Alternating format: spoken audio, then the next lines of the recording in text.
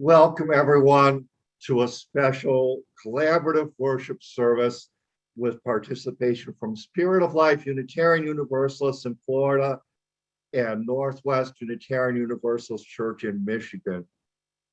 In addition, it's a special morning because we're worshiping in our building at Northwest for the first time in more than a year. I'm Jim Moyer, once a leader at Spirit of Life, and now with Northwest, except I'm joining you from Tempe, Arizona. So we have a tri-state worship service this morning. Really cool that Zoom allows us to do this. And it's such a treat for me to see all my old pals from Spirit of Life and all my new friends from Northwest in the same worship. This is really cool. So this morning, my longtime friend Bonnie Dassey will be co-hosting the service from Spirit of Life. And we have our stalwart crew from Southfield, Diana Kohler as the worship associate. Our administrator, Ben Gable, is the host.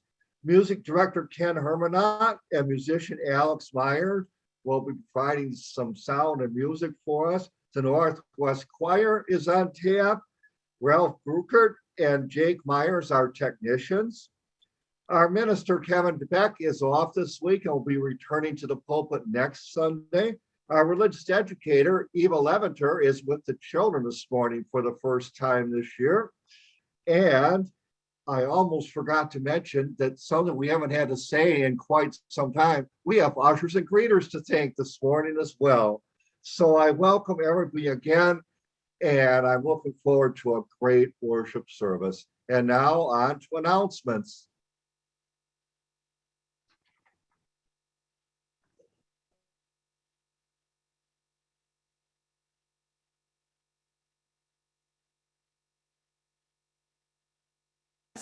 And Diana DiCiccio will be joining us to read the announcements that are from A Spirit of Life. And then Diana is going to talk a little bit about their Share the Plate program, and Jennifer Russell will talk about the program at Northwest. So our gathering guidelines, while reopening is a step forward, we continue to monitor information regarding Delta and other variants. We will adjust our COVID gathering guidelines as new information develops. Sunday morning changes include that our choir will not perform live. We will not have communal singing. And while we won't have coffee after the service, we invite you to stay for conversation either here in the building, or if you're joining us on Zoom, we invite you to stay and go into one of the chat rooms that will give us a chance to get to know each other from both congregations. So, except for someone who is speaking at the mic in front, face masks are required to be worn for all indoor gatherings. If you have questions about the breakout rooms or in the breakout rooms, you can ask questions about Northwest if you're interested. And on Zoom, you should see a form in the chat that allows visitors to put their contact information in so we can stay in contact with them. Today, our nursery is open. There will be a children's program for pre-K to elementary children that'll be outside the church. And there will be a youth program which will also start outside. Children's Chapel resumes on Sunday, September 12th from 9:30 to 10:15, and I believe that is virtual.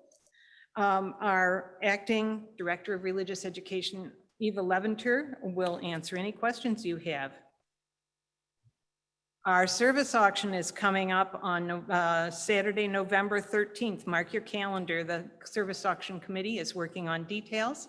Stay tuned for more information. We have one spot in a fantastic Flint walking tour coming up on Saturday, September 18th. It is one spot for $110. and it includes lunch at the White House Tavern in Flint and a souvenir from the Flint City T-shirt Company. You can contact Sherry Smith if you're interested in that. You can stay connected with Northwest through our Breeze app on your phone, and you use the same email that you use for the church newsletter. It gives you access to our entire directory and also allows the church to send you texts about upcoming events. Sign up for our newsletter at our website. And if you missed a service, you can watch it on our Northwest YouTube channel. And as always, you can join us on our Northwest Friends Facebook page. Our August plate collection has gone to Freedom House in Detroit. It's a pioneer in asylum services for nearly 40 years and is the only full-service asylum agency in Michigan. And it provides temporary home and lifetime community for families and individuals who are fleeing the horrors of persecution and seeking asylum in the United States. And we certainly are very aware of the importance of their mission now. If you want to give to our plate collection, you can text $20 to plate to 248-574-8034. And half of that will go to our shared plate and half of it will go to our own operations. And now the other Diana is going to talk about what's going on at Spirit of Life Congregation. Thank you, Diana. I am Diana DiCiccio. I am the past president for Spirit of Life. And as you see on your screen, we do have some announcements. Next week, we will be back to our regular schedule, and we will hear Reverend Patrick Munsell, who has spoken to us previous times. We have a couple of other special events during the month of September. The Jewish holidays on the 19th. We'll have our water communion on the 26th. And please refer to your Lifelines newsletter to see what's going on the other weeks. What is not happening on the 12th is that we are not going to reopen for on-site services as we had previously announced. We've decided on the caution's sake, the board is going to revisit this on a monthly basis when we might reopen in person. Our program directors are working on hybrid multi-platform services.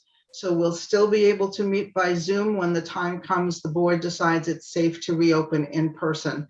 But for the time being, we are staying on Zoom. We are forming a long-range planning committee. We are also revitalizing the Social Action Committee. If you are interested in either of those, please let Gary, the Vice President of Spirit of Life, let him know you are interested. And also the UU World magazine comes out twice a year, and it's time for me to update our listing on the UUA website for who is interested in receiving it and who might not be. So please let me know if you don't want it, or if you haven't gotten it and think you might like to, please let me know. And I did send out the announcements yesterday with the Zoom link. And just like Northwest does, we do a monthly charity adoption.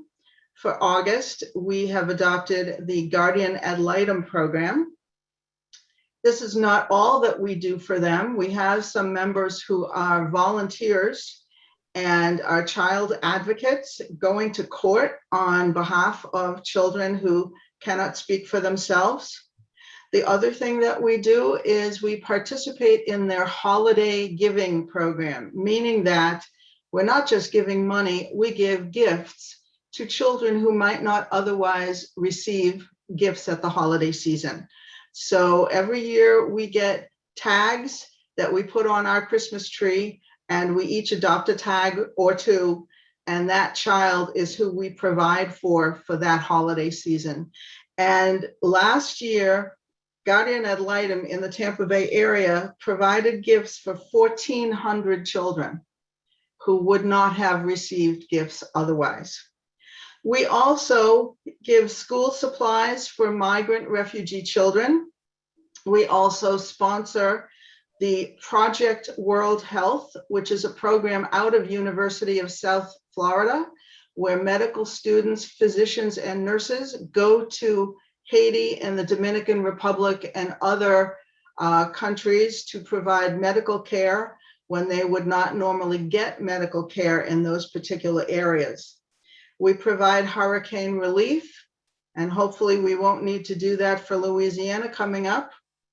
On a local level, we sponsor and support the Homeless Empowerment Program, Feeding Tampa Bay, the Volunteer Way, and we have a food pantry within our property, small containers that we donate food into, and the Local Pride Organization.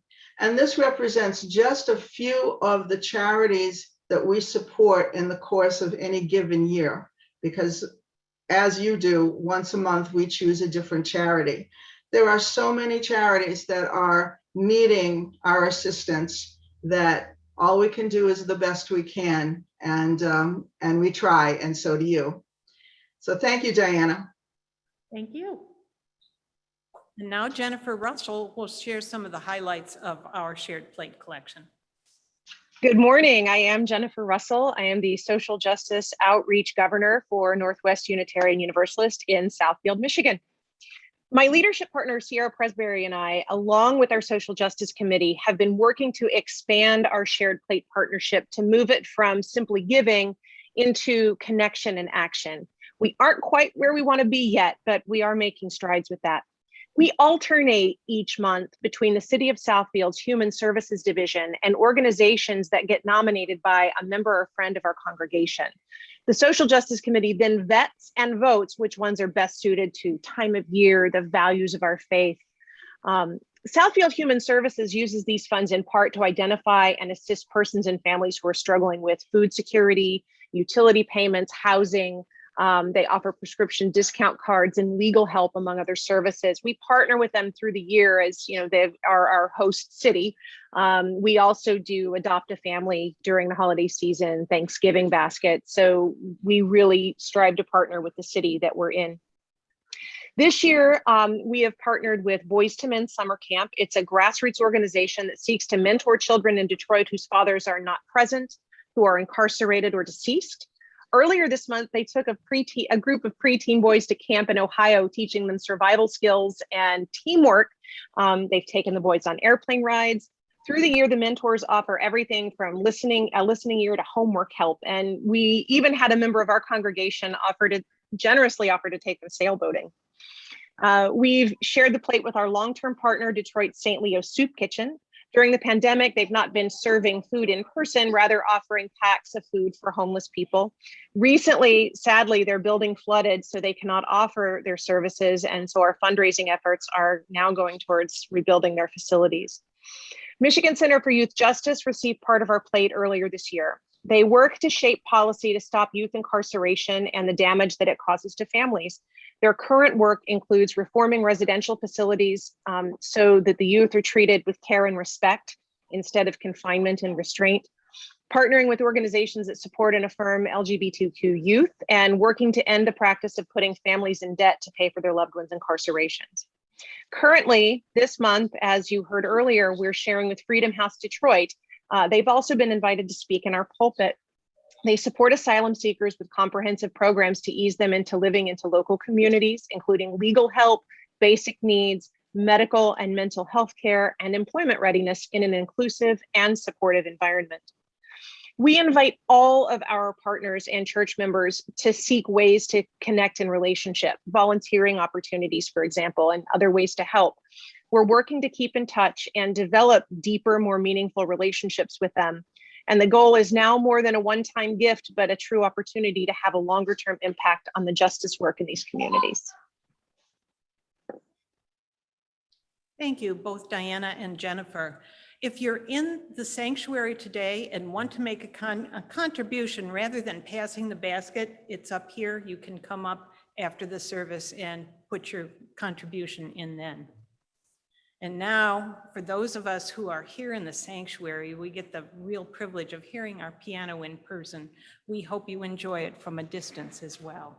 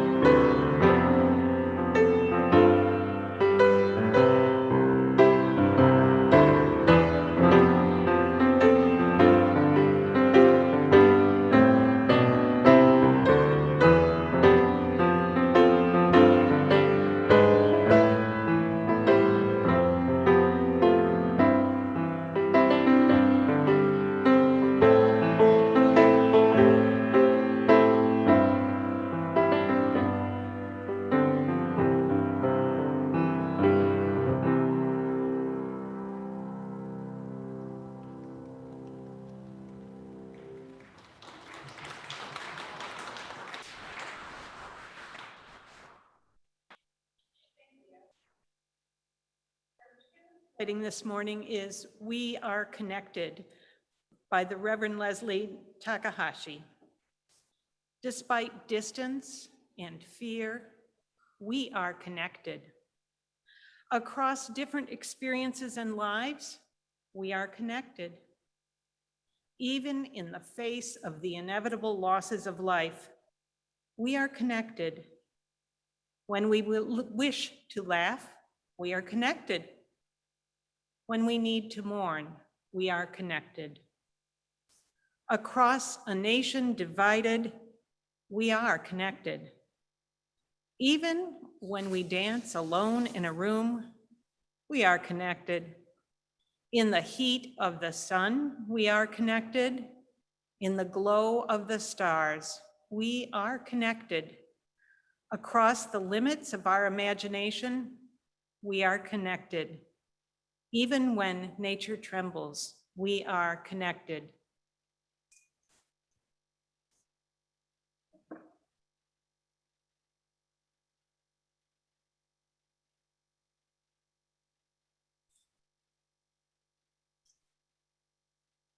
Hard to tell from here if it lit. Our first reading is the holy work of showing up. This is, how is it with your soul? This is the question that John Wesley, Anglican priest and founder of Methodism, was known to ask of participants in small reflection groups. So, beloveds, how is it with your soul? If your response to this question is like mine, I want to invite you to pause for a moment, take a deep breath, say a prayer, sing a song, but not in the sanctuary. Light your chalice, feel the force of gravity pulling us all toward the same center, whatever helps you feel more rooted and less alone. Now do it again, and again, and again. And once you feel that rootedness and connection, hear this: you are loved beyond belief. I knew I was going to do this. You are enough. You are precious. Your work and your life matter, and you are not alone. You are a part of a we, a great cloud of witnesses, living and dead, who have insisted that this beautiful, broken world of ours is a blessing worthy of both gratitude and fierce protection. Our ancestors and our descendants are beckoning us, compelling us onward toward greater connection, greater compassion, greater commitment to one another and to the earth. Together, we are resourceful and resilient enough to say yes to that call, to make it our life's work in 1,000 different ways, knowing that we can do no other than bind ourselves more tightly together and throw ourselves into the holy work of showing up again and again, to be part of building that world of which we dream, but have not yet seen.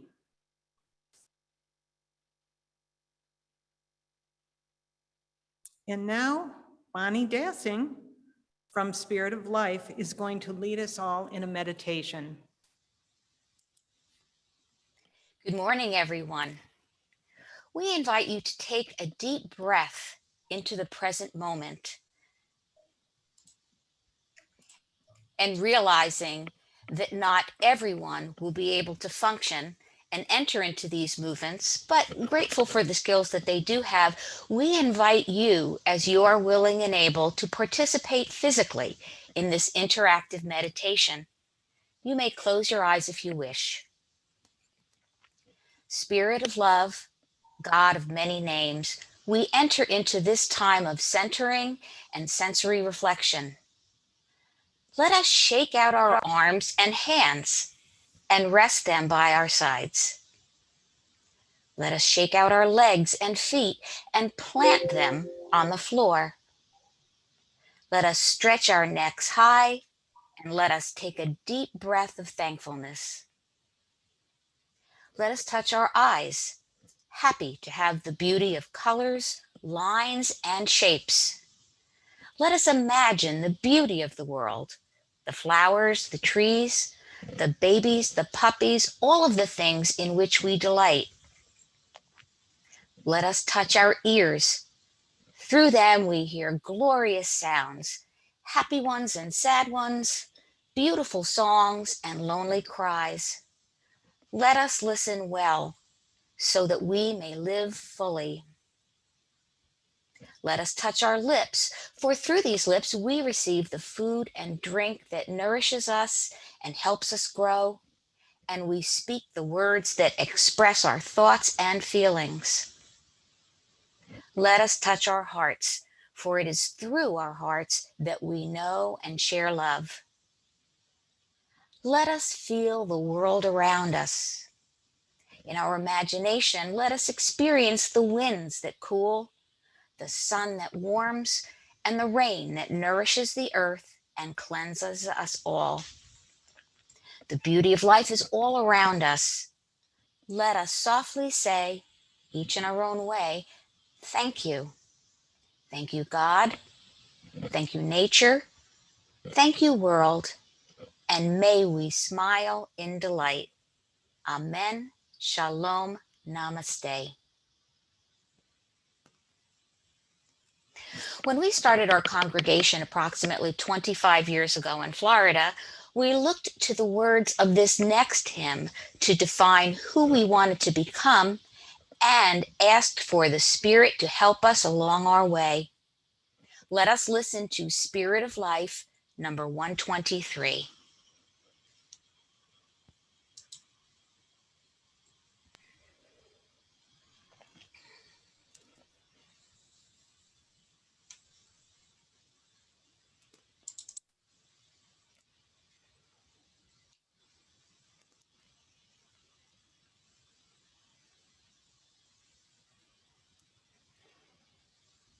Spirit of life, come unto me.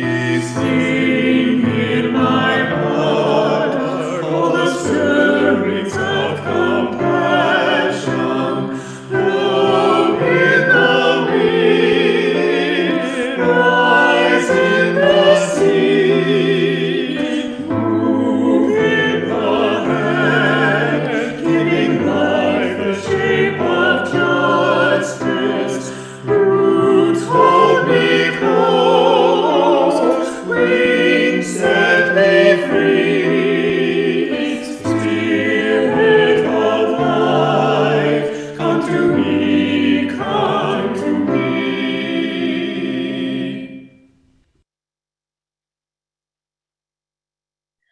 There is more.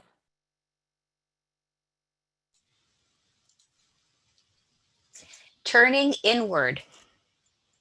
I think that every generation says that theirs is moving faster and faster, and more information is to be digested. They are not wrong. We all feel that way. Information and discoveries in all areas of our lives are expanding exponentially, and there are more and more ways to distribute that data. Once, we only had 4 TV channels and a couple newspapers in our geographic area. Now we have cable TV, hundreds of newspapers online, Twitter, Facebook, TikTok, emails, FaceTime, and text messaging. Neuroscientists say that we only use 10% of our brain's capacity, but this explosion of thoughts and images can be too much for us to handle.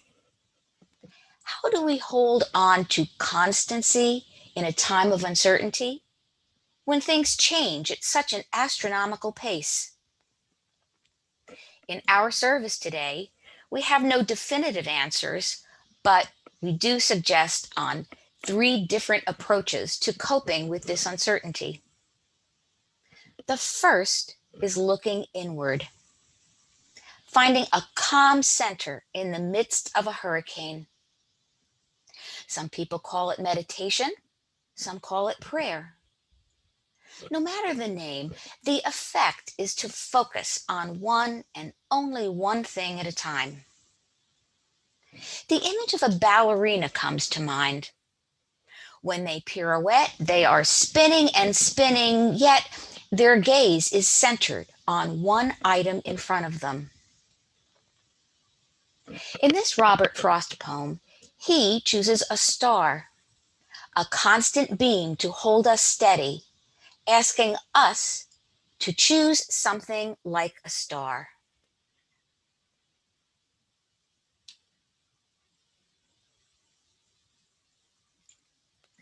O star, the brightest one in sight, we grant your loftiness the right to some obscurity of cloud. It will not do to say of night, since dark is what brings out your light. Some mystery becomes the proud, but to be wholly taciturn in your reserve is not allowed. Say something to us that we can learn by heart, and when alone repeat. Say something, and it says, I burn. But say with what degree of heat. Talk Fahrenheit, talk centigrade, use language that we can comprehend.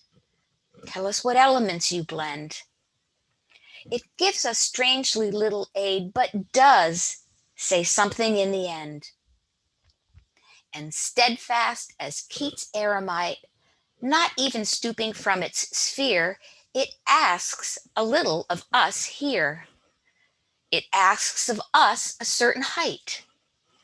So when at times the mob is swayed to carry praise or blame too far, we may choose something like a star to stay our minds on and be stayed.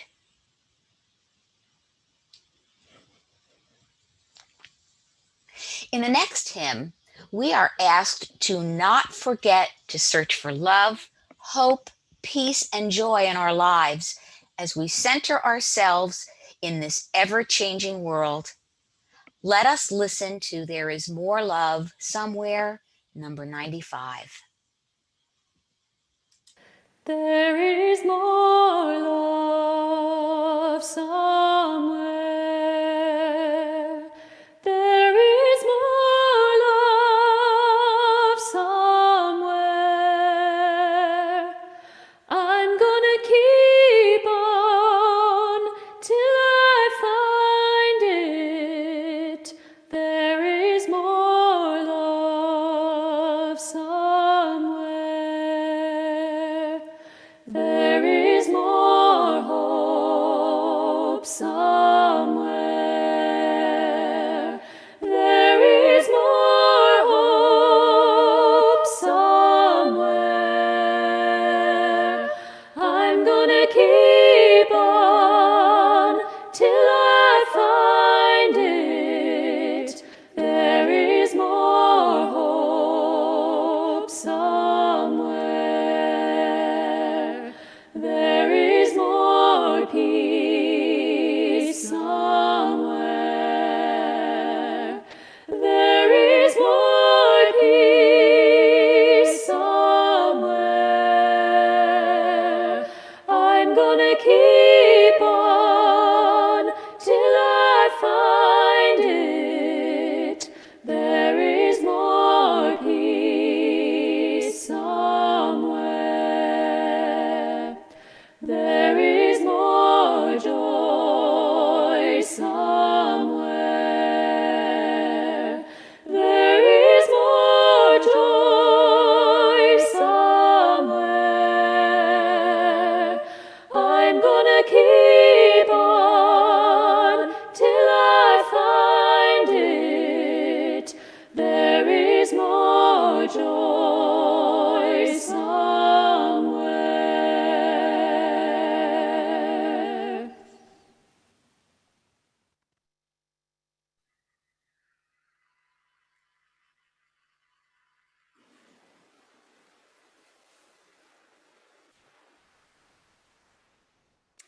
Michigan went into lockdown last year in March, and I have never met anybody who lives in Michigan who says that March is their favorite month.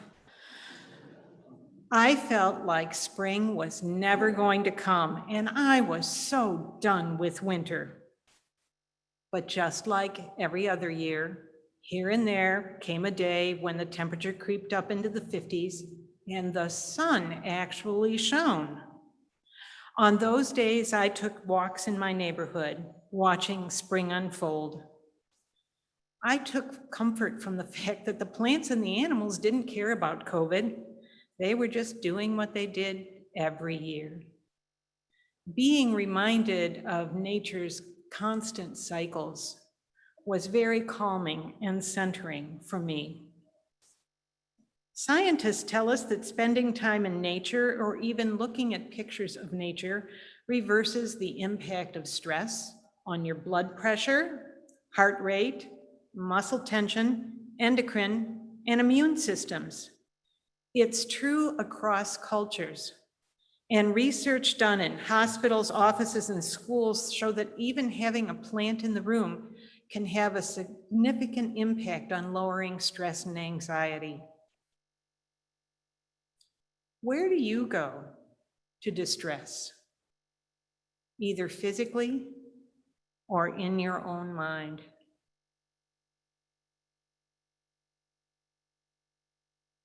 When we picked the theme for today, I kept hearing the anthem, The Blue-Green Hills of Earth, in my mind, and I am thrilled that we get to hear our choir singing it.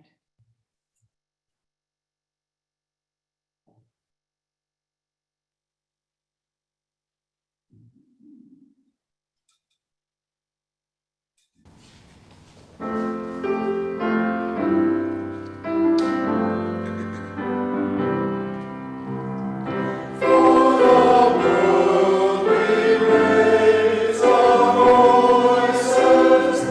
the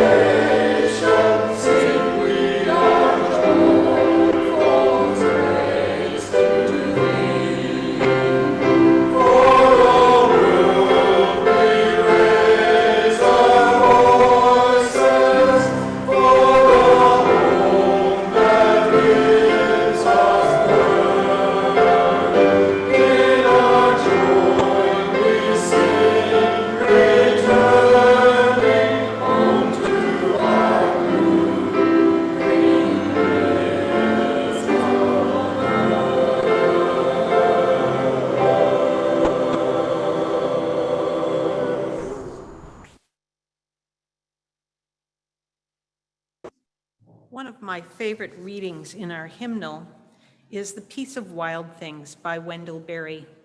He wrote, "When despair for the world grows in me and I awake in the night at the least sound, in fear of what my life and my children's lives may be, I go and lie down where the wood drake rests in his beauty on the water and the great heron feeds.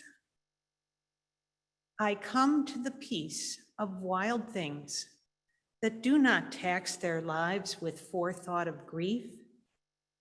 I come into the presence of still water, and I feel above me day-blind stars waiting with their light.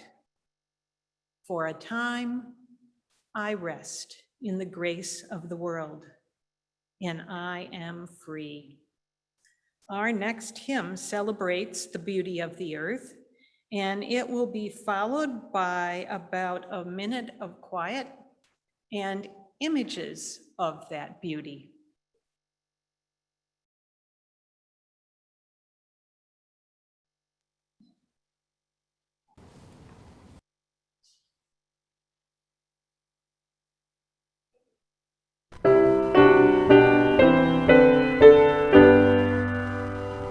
For the beauty of the earth, for the splendor of the skies, for the love which from our birth over and around us lies, source of all, to thee we raise this our hymn of grateful praise.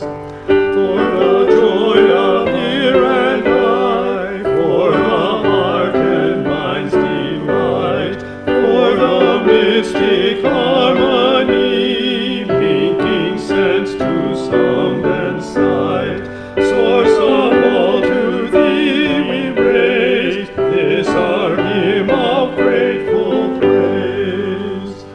For the wonder of each hour of the day and of the night, hill and vale and tree and flower, sun and moon and stars of light, source of all, to thee we raise this our hymn of grateful praise. For the joy of human care, sister, brother, parent, child, for the kinship we all share, for all gentle thoughts and mild, source of all, to thee we raise this our hymn of grateful praise.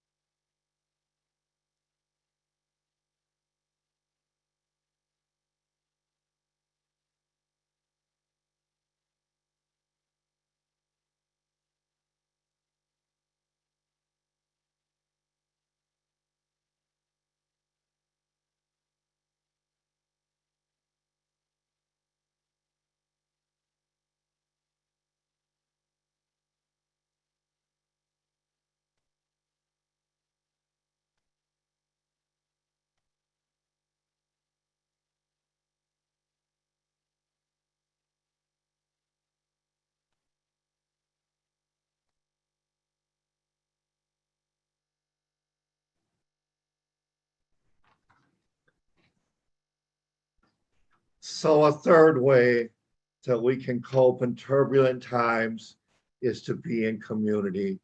There are a lot of components that go into building a good church community, and it is a treat for me to be associated with two congregations that have successfully pulled it off. One of the first projects for Spirit of Life was the creation of a covenant. Unitarian Universalism does not have a big cheese telling us how to run our churches and how they will function. We are a covenantal faith. Each congregation responsibly self-governed.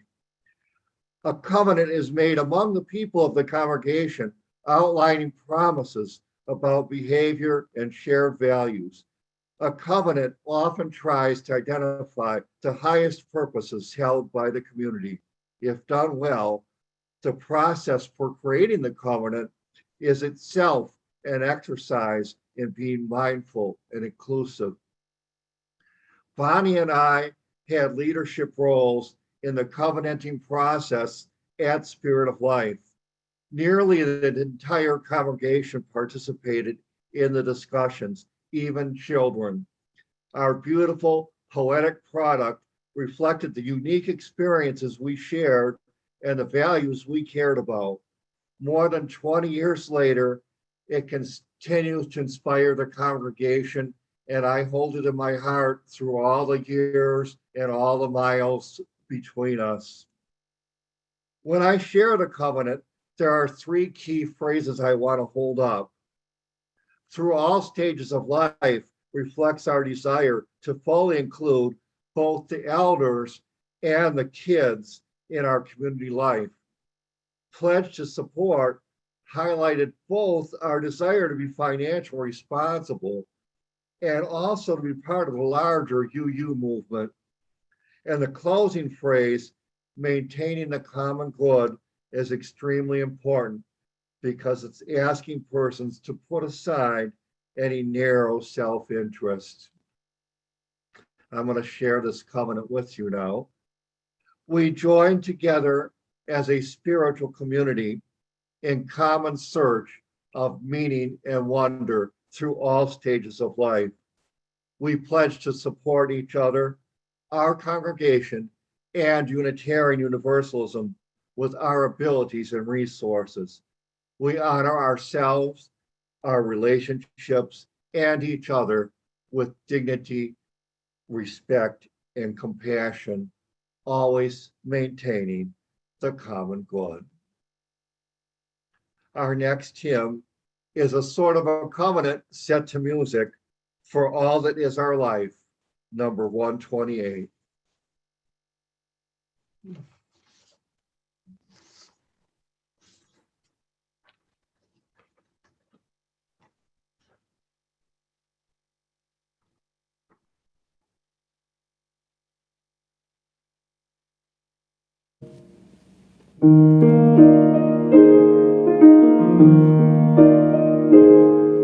For all that is our life, we sing our thanks and praise.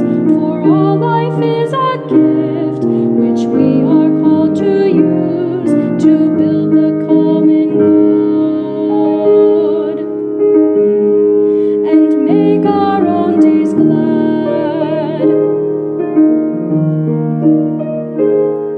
For needs which others serve, for services we give, for work and its rewards, for hours of rest and love, we come with praise and thanks.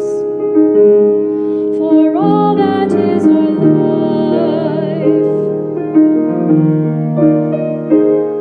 for sorrow we must bear, for failures, pain, and loss, for each new thing we learn, for fearful hours that pass, we come with praise and thanks. For all that is our life, for all that is our life, we sing our thanks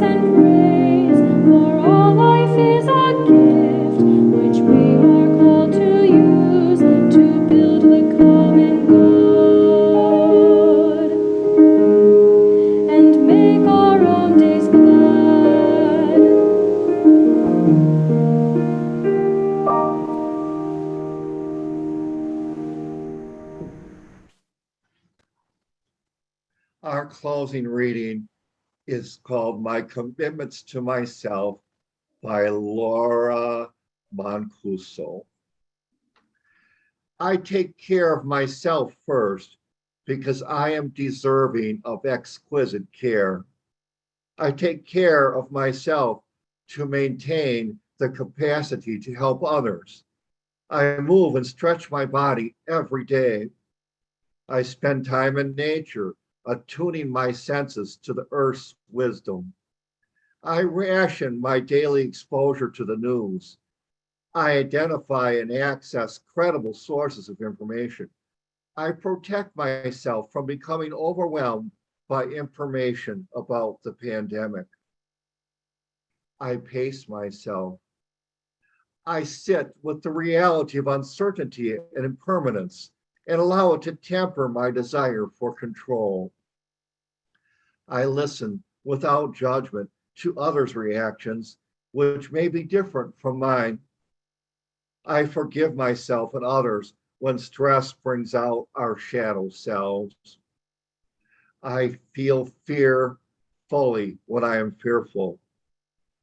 I experience sadness fully when I am sad. I allow anger fully when I am angry. I relish joy fully when I am joyful. I seek out healthy pleasures and indulge in them without guilt. I remind myself that feelings are transient states that move through me. They do not last. They do not define me, nor do my thoughts. I balance my drive for self-improvement with a compassionate acceptance of myself as I am right now. I initiate contact with loved ones to let them know that I hold them in my heart. I seek out with increased sensitivity those who are the most vulnerable. If possible, I share my resources with those who need help to survive. When possible, I move away from people, situations, and experiences that do not serve my highest good. I strengthen my connection to my sources of spiritual strength so that I continue to be replenished. I acknowledge the nearness of death as a key motivator for living a full life. I pray for the suffering of all beings to cease. I grieve my losses and celebrate my successes. I remain open to new ways of being, surprising sources of joy, and unanticipated discoveries every day. And now we'll have a live piano postlude, one of my favorite hymns, We Laugh, We Cry.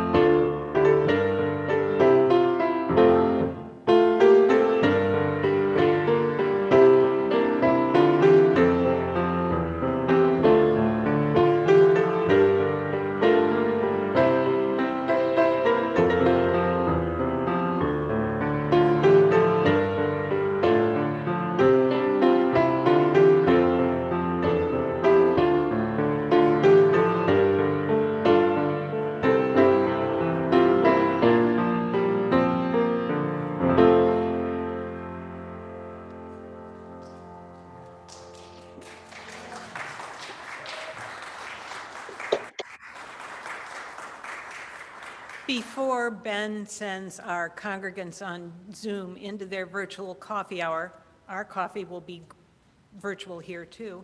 I just want to thank everyone who participated. Oh, stop crying, Ken, you're going to make me cry. Everyone who participated in this service today. We did a heavy lift today.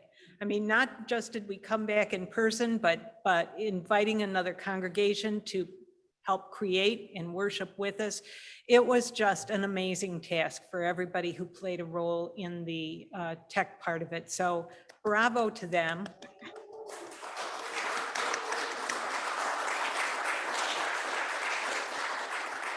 And see those of you on Zoom next week.